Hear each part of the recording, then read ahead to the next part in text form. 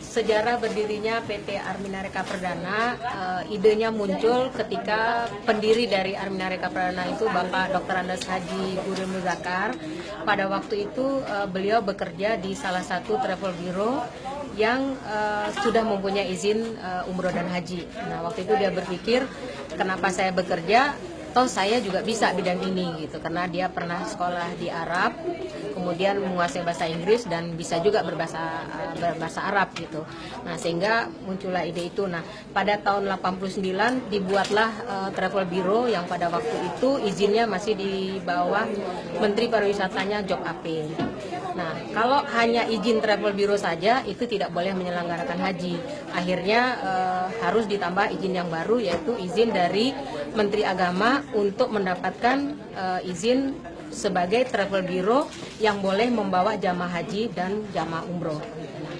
Akhirnya pada waktu itu izin itu sangat sulit, tapi untung Armina Reka mendapat izin atas rekomendasi dari Bapak Letnan Jenderal Solihin GP yang pada waktu itu beliau menjabat sebagai Sesdaloban. Atas bantuan beliaulah pada tahun yang sama Armina Reka akhirnya mendapat izin sebagai penyelenggara umroh dan haji.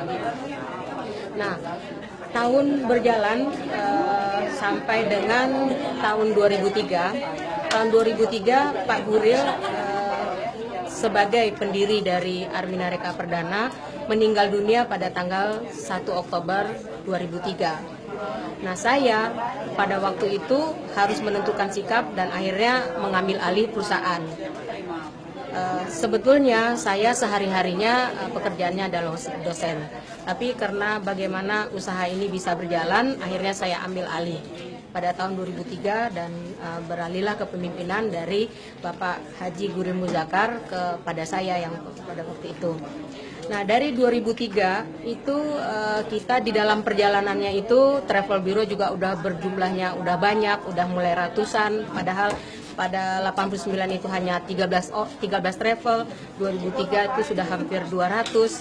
Nah, saya berpikir ini usaha ini harus eksis. Kemudian di dalam perjalanannya kita suka marketing ke daerah-daerah, sering orang bertanya, sering orang mengeluh, kapan ya saya bisa naik haji, kapan ya saya bisa umroh, padahal saya nggak punya uang gitu. Kadang-kadang mereka juga nangis, kadang-kadang kalau lihat kita baru pulang dari umroh mereka juga nangis, kapan ya, apa mungkin saya meninggal, apa mungkin saya bisa berangkat umroh. Nah, kadang-kadang ada juga kita di daerah, sebetulnya mereka punya uang.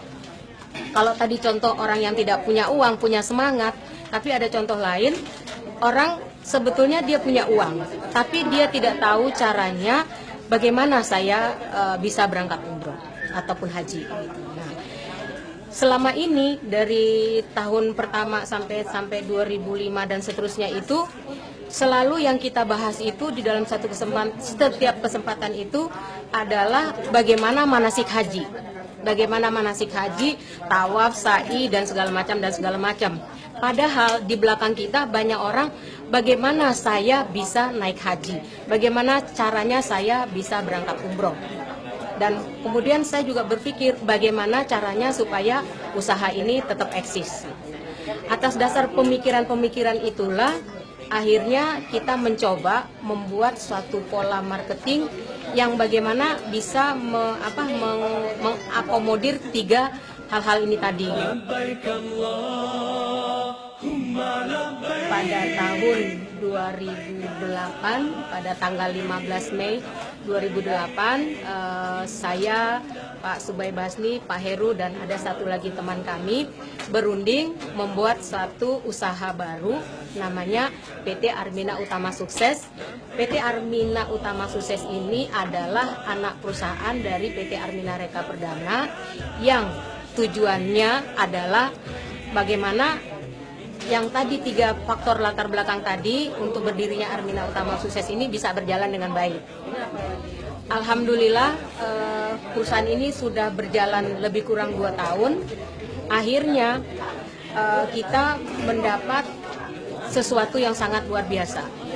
Pertama, tadi yang dikhawatirkan apakah usaha ini akan eksis atau tidak. Ternyata baru 1 tahun program ini dijalankan, Armina Reka Perdana sudah mencapai grade kedua dalam pembelian tiket di Garuda di seluruh Indonesia untuk pembelian tiket umroh dan haji. Artinya terjadi peningkatan jumlah jamaah. Kemudian kedua, dari ribuan jamaah itu kita melihat ada beberapa orang yang tadinya itu tidak terpikir untuk bicara umroh, apalagi berangkat umroh, ternyata bisa umroh berkali-kali dan tahun ini juga bisa berangkat haji. Nah, kemudian yang ketiga, orang yang tadinya punya uang, pengen berangkat umroh tidak tahu caranya, ternyata dengan program ini sekarang sudah banyak yang berangkat. Itu kita buktikan dari jamaah kita yang ada di ujung Pasaman Barat. Itu daerah penghasil sawit. Mereka itu setiap minggu itu terima uang 17 juta, beli mobil, beli rumah, beli macam-macam. Cuman tidak tahu caranya bagaimana untuk berangkat haji dan umroh. Alhamdulillah dengan program Armina Utama Sukses ini, akhirnya mereka pada bisa berangkat umroh. Nah, ini artinya pemikiran awal kita dan kenyataannya setelah 2 tahun berjalan itu luar biasa perkembangannya. Dari sisi jumlah jamaah maupun dari sisi pemanfaatan atau kemanfaatan terhadap orang-orang di seputar